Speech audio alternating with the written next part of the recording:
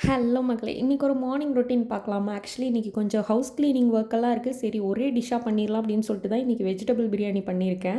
இந்த வெஜிடபிள் பிரியாணிக்கு பின்னாடி ஒரு பெரிய பேக் ஸ்டோரி இருக்கு. ஆக்சுவலி மேரேஜ்க்கு முன்னாடி வரைக்கும் எனக்கு பிரியாணிக்கான ரெசிபி தான் தெரியுமே தவிர, தனியா நான் இதுவரைக்கும் செஞ்சதே இல்ல. மேரேஜ் ஆனதுக்கப்புறம் வந்த ஃபர்ஸ்ட்டு தீபாவளி, தல தீபாவளி அதுவுமா சரி பிரியாணி பண்ணலாம் அப்படின்னு சொல்லிட்டு 1 கிலோ மட்டன் வாங்கிட்டு வர சொல்லிட்டேன். அப்ப 1 கிலோ அரிசியில எத்தன பேர் சாப்பிடுவாங்கன்னுலாம் எனக்கு தெரியாது. அதுக்கப்புறம் தான் தெரியும் 1 கிலோ அரிசியில 6லேருந்து 7 பேர் வரைக்கும் சாப்பிட்லாம் அப்படின்னு சொல்லிட்டு.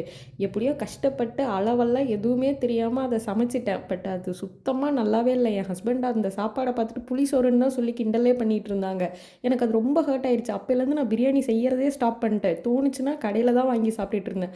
அப்போ ஒரு நாள் என் ஹஸ்பண்ட் கூப்பிட்டு ஃபர்ஸ்ட்டு வெஜிடபிள் பிரியாணி செஞ்சு பழகு. அதுக்கப்புறம் நம்ம சிக்கன், மட்டன் பிரியாணி எல்லாம் செய்யலாம் அப்படின்னு சொல்லிட்டு என் ஹஸ்பண்ட் சொன்னாங்க. அப்ப நான் பழகுறதுக்காக ஆரம்பிச்சது தான் இந்த வெஜ் பிரியாணி. இப்ப நான் வெஜ் பிரியாணி செஞ்சா என் ஃபேமிலிக்கே ரொம்ப பிடிக்கும்.